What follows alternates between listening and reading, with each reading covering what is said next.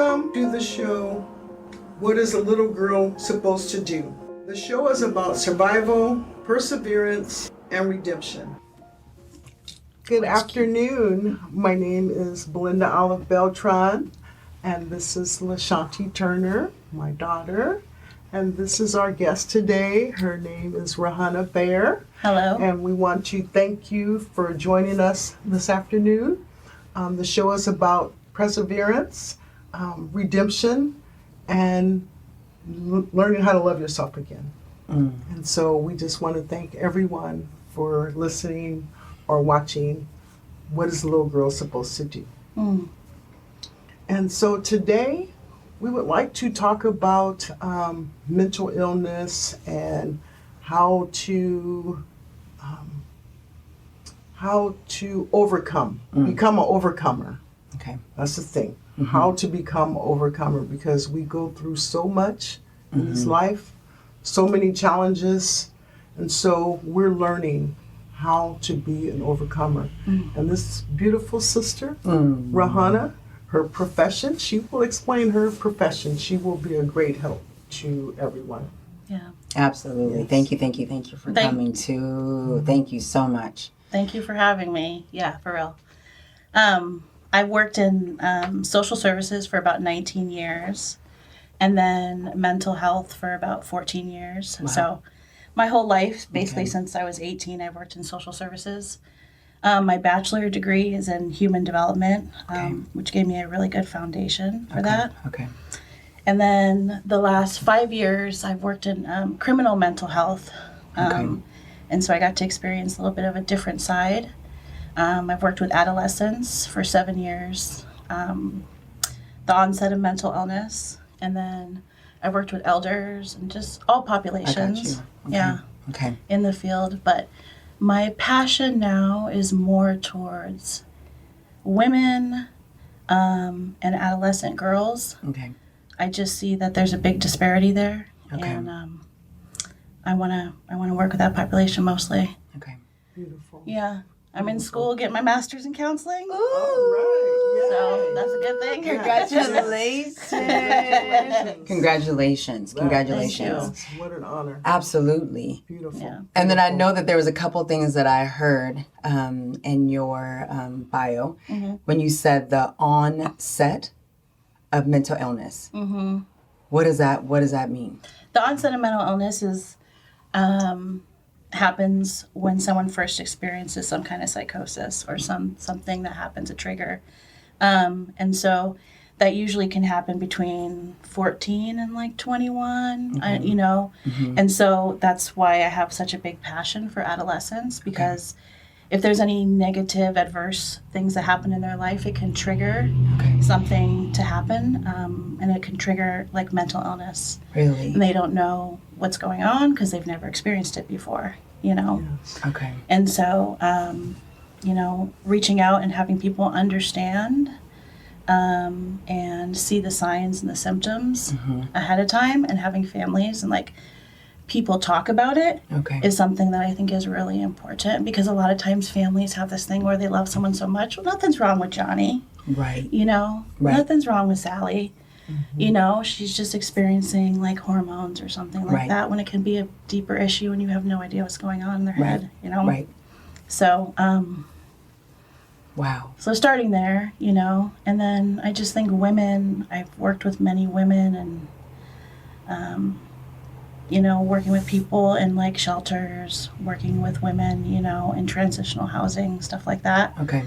Working with women on the streets, you know, they need a place to live for the night. Okay. You know, a lot of times they have to convert to sex work. Yeah. They have to convert to like being taken advantage of, you know, just so they can have somewhere to sleep. Right. And so like that kind of stuff needs to be talked about. Okay. And there needs to be like advocacy for that kind of stuff. Okay. And I think that's like something that I'm passionate about.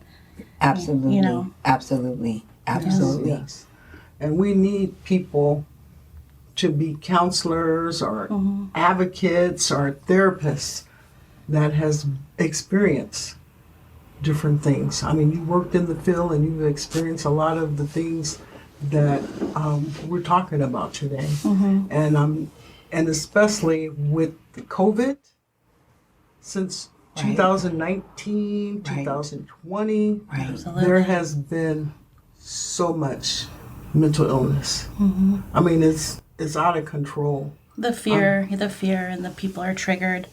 You know, it brings, you know, if you're like, I lost my job, their job's their stability. Right. You know, I'm going to lose my house because I don't have rent to pay. Yes. That can trigger, they can be stable for 5 years and that could trigger something in them, you know? Okay. And they can experience some kind of psychosis or, you know, be re-traumatized by stuff that they've healed for 5 years, you know? And then every day you turn on the TV and what do you see? Like, Okay.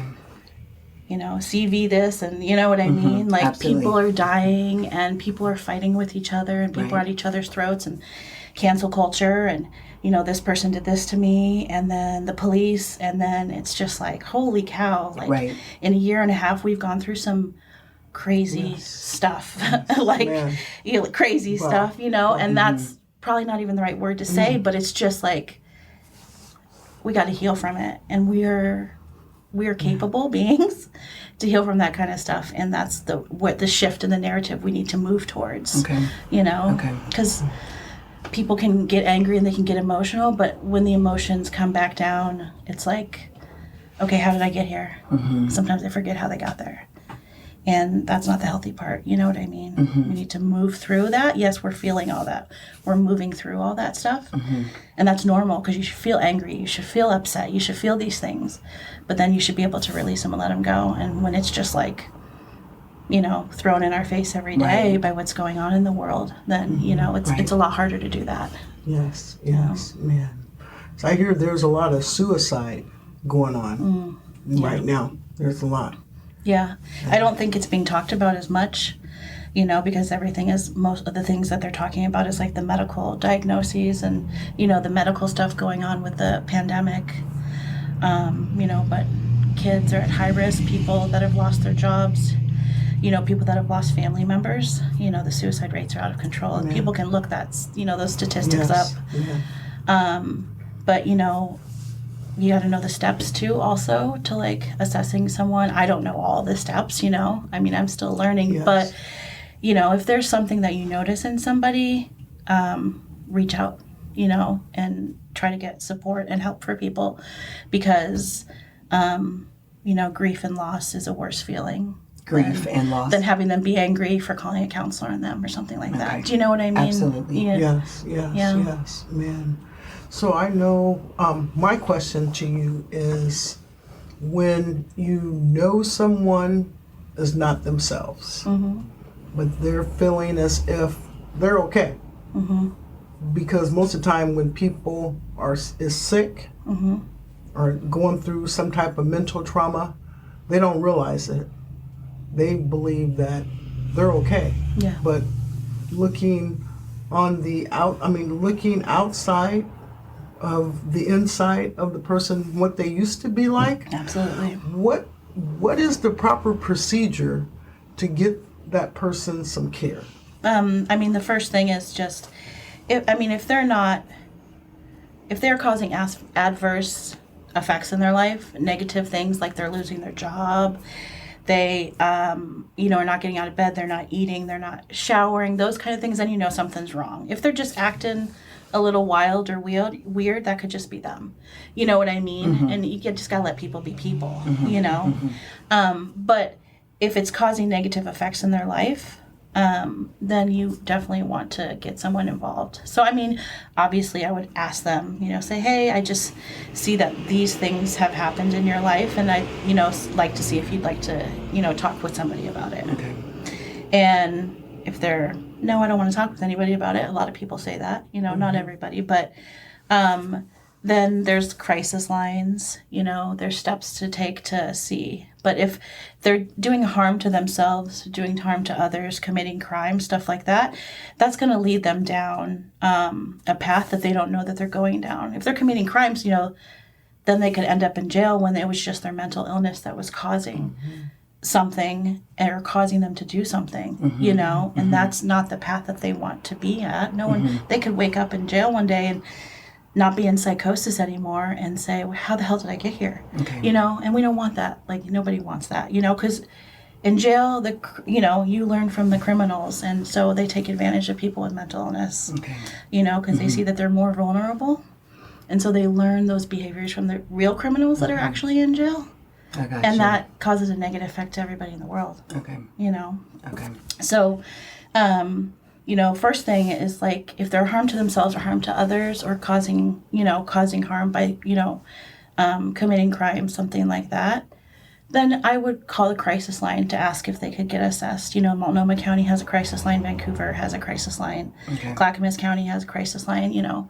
I think most areas have a crisis line. There's a vet's crisis line, you know, and we should put all those numbers down for everyone to see. I think that's a good idea. Multnomah County, where we are here in Portland, Oregon, has a crisis line. They have crisis counselors that are available to talk to 24/7.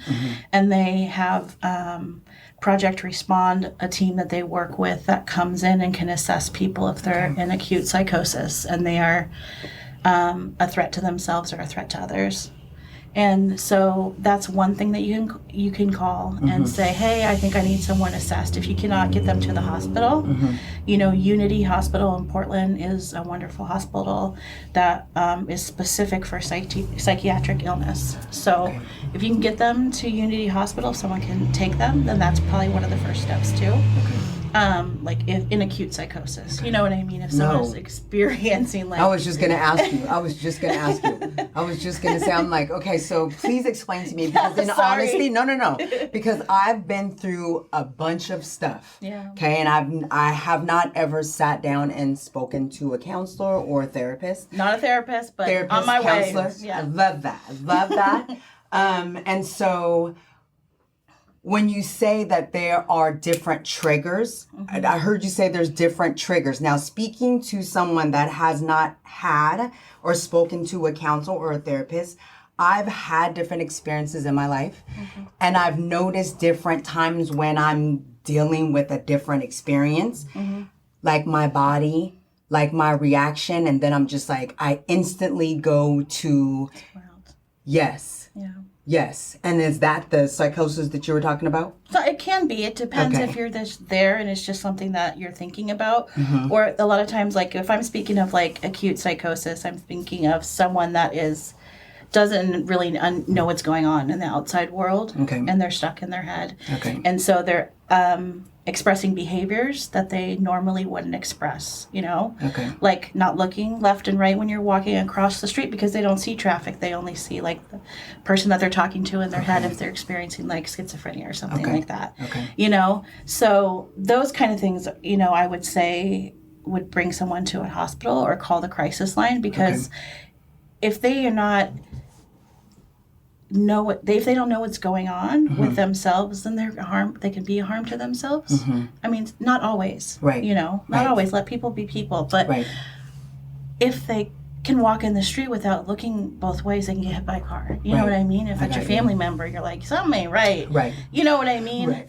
Yeah, Right. then that's really important. You know, Unity, it's been around for a couple years. Like, I can't really speak. I don't, you know, I've worked with them in the past, but it's a psych hospital dedicated to just that, which is wonderful for the Portland area. I mean, every area needs that.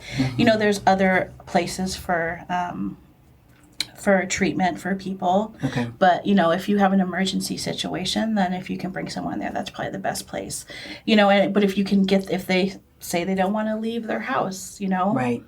say, oh, leave me alone, I don't want Right. to leave my house, then you can call the crisis line, and then someone like Project Respond can come out and then assess them. Okay. You know what I mean? As Okay. opposed to calling the police and having the police come out, and a lot of people are triggered by the police. Right. You know, not saying that, you know, the police can't do that job, but that's not their job. Right. Their, job Right. is safety. So, you know, that needs to be a mental health professional. Yeah. And that's I why they totally have, agree. and that's why they have, you know, Project Respond, because they realized that there was such a need for it, you know. And then what happens sometimes is what they can do is put someone on a hold, and then that can get them taken to the hospital and say, like, you're you're a danger to yourself or others. Let's get you to the hospital and hopefully for treatment, you know. And then there's a whole nother side of the story too, you know, when you're dealing with like, you know, substance induced psychosis, you know, Yeah, because yes. you know, there's not always something you can do for that, because it's like the drugs are going through someone's system. You just kind of got to let them wash out, Okay.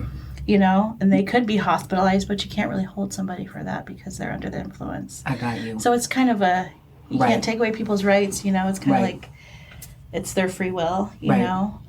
You don't obviously want to see people struggling or going through something, but, you know, if it gets to a level where it's a danger, then that's when you take the necessary steps.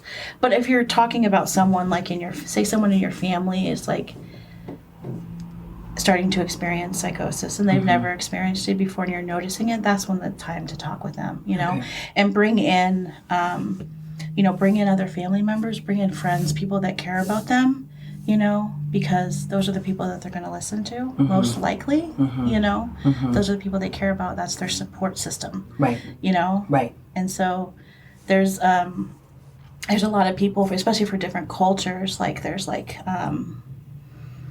you know, different systems that cultures use too. So like for us, for like the Black community, right? So it's like our family and our friends want to bring all those people in because that's like it takes a village. You know what I mean? Right. Right. That's our culture, right? Right. So bring in those family and those friends, and that's what I would use for like our population. But different cultures have different populations. I can't really speak about all of them. I don't remember all of them right now, but you know, I think that kind of can shift a narrative maybe in people sometimes if it's not too deep. And have them say, oh yeah, you know, I did walk out of my job. I don't know why I did that. You know what I mean? Or like I ended this relationship, or, you know, I haven't eaten in 2 days. I don't know why I'm doing that, you know? And then you can find out what else is like really going on. So Yes. I can ramble on forever. No, it's okay. I love that. Okay, so you gotta tell me this. Okay, so what made you want to get into this field? Probably my history. I Yeah. mean, I think I've always liked people and always wanted to help people, you know, even from when I was a little kid. Like, I think that's just my nature. Yeah. You know, I grew up in a bad place. You know, I grew up with like domestic violence and my father was an alcoholic. And so seeing that kind of stuff, you know, I thought maybe I'd want to work in DV, which is domestic violence. And I just thought, no, I think it'd be too triggering for me, you know, because everyone still has to do their own work. Okay. You know what I mean? The trigger. Yeah. Okay. But I definitely knew that I wanted to help people. And then working with adolescents and working, you know, I worked in with the, you know, developmental intellectual disability population for 5 years. I worked with adolescents for 7 years. I worked in addictions, you know, and then I worked just in general mental health and criminal mental health. Okay. And so I realized, like, especially when I worked with adolescents, I was like, oh, kind of like them. I'm like, Right. I was like, oh, because they're at that stage in their life. And remember, your brain's not developed till you're 25. And sometimes... Really? Yes, absolutely. And in males, your brain sometimes doesn't develop until later, 26, 27 or later. Okay. Yeah. And so you have all these hormones that are rushing through your body when you're an adolescent, and you can go left or you could go, you know, you can go left or you could go right. And it's like, you know, if I can work with adolescents and try to get them Right. at a stage to help them go right, Right. whatever that way may be, you know, as long as they're not harming themselves, I'm Right. okay with that. You know what I mean? Just be who you are. But I just realized, like, that's something that I'm really passionate about. And then working with women, because, like, I saw what my mother went through with domestic violence. You know, I saw women on the streets. I've had my own experience just being a woman. Absolutely. I was a bad teenager when I was a teenager. Right. Sorry, Mom, you know. You know, she loves me now. She loves me now. I've turned it around. Were you a bad teenager, too? Oh yes, yes, I was. And my mom would say, well, when you have a daughter, just think about the stuff that you put me through. I got a daughter now. 10 yeah. times. Yeah. See? So just write it out. Just write it out. Write it out. And then just give her all of the guidance and all of the good things the things that you didn't want, you know what I mean? And the things that you do, for sure.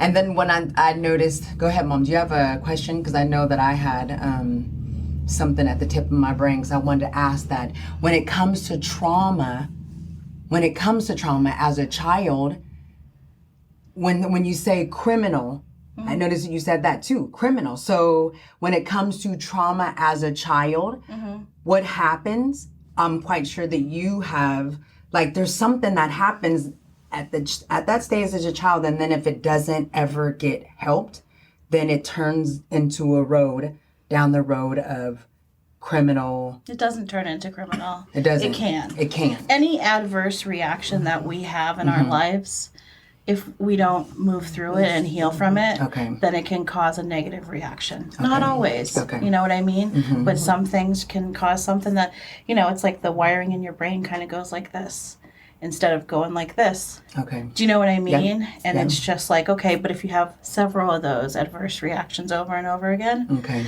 you know what I mean? They Yep.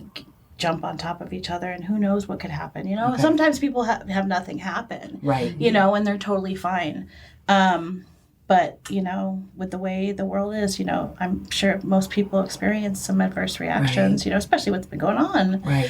It's touching all our emotions, what's happening with people and Right. what's happening with people being sick and stuff like that, Yes. Yeah. Yes.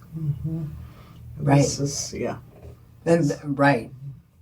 And then you, like I was going to say, and then you've been, and then I don't know if you know my mom's story. My mom being diagnosed paranoid schizophrenic over 20 years ago, right? Over 20 years ago. You know how long it's been, what, 79? 1979. 1979. Almost 30-something years. Almost 30-something years ago. Well, Yeah?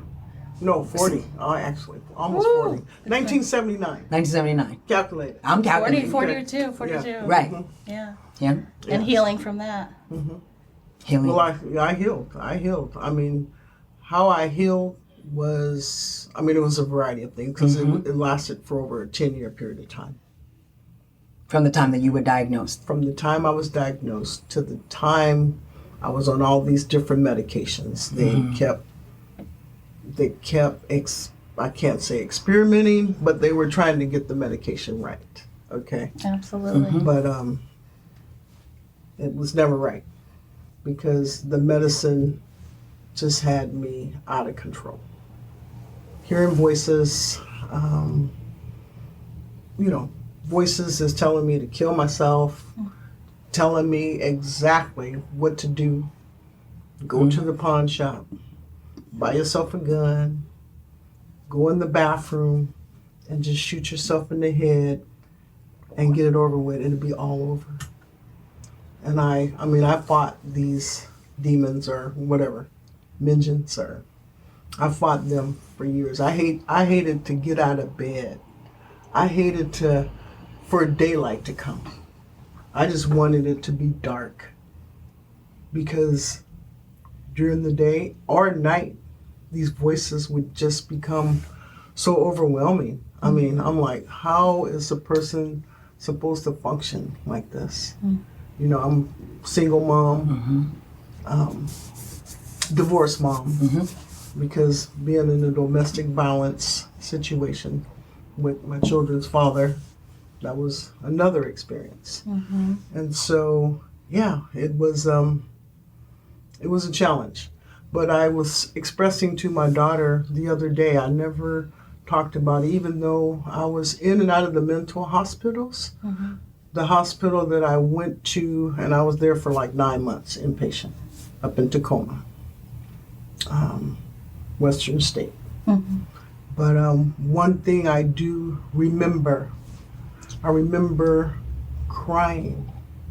I had never cried like this in my whole life. I cried in front of all the people in the day room because I was thinking about all the stuff that I had gone through, and I had never really cried. I cried. I just screamed and hollered and just let it go. And after that good cry, it helped me. It's healing. Yes. It's healing. But our culture's shamed about crying. I was gonna say that too, because if you cry, Yes. then you're weak. That means you can't handle it, And we really don't want to talk to somebody outside of, because then you're like, I don't want to really say anything because then I don't know if I say something, who else are they going to tell? Yes. Who else are they going to tell? So then you keep it to yourself. Yes. And then what happens to that? What happens to keeping trauma inside yourself and not saying anything to nobody? Exactly. It's like funerals, Yes. how they're like quiet and like people are tearing up in the corner and stuff. But I don't know if you look at like other countries, I think like Italy or something, they're carrying people through the streets. Okay. People, they're crying and screaming and letting out those emotions because that's what you're supposed to do. Okay. You're supposed to like let it go and move through it because that's what emotions are. Okay. Which is not always easy. And now everything is Right. taken to the extreme sometimes. Or, it's just if you see someone crying on the street, who knows if someone could be filming you from their cell phone. Say, look at that person crying on the street. They don't even know what's going on. They're just judging you. And you're like, Right. dang. Right. You know what I mean? Right. Right. We need some good old lavender. We need some good old lavender. Use those tools. That's Ooh, right. see? Oh my gosh. And so, oh my gosh. Okay, so. Thank you for sharing that. You're welcome. Yeah. Absolutely, Mom. I didn't know that yet. Yeah, she did. Yes, and I had never thought about it until recently. Right. And that's why I can say that was one good thing that happened to me in that hospital. So after that, did kind of things start to dissipate?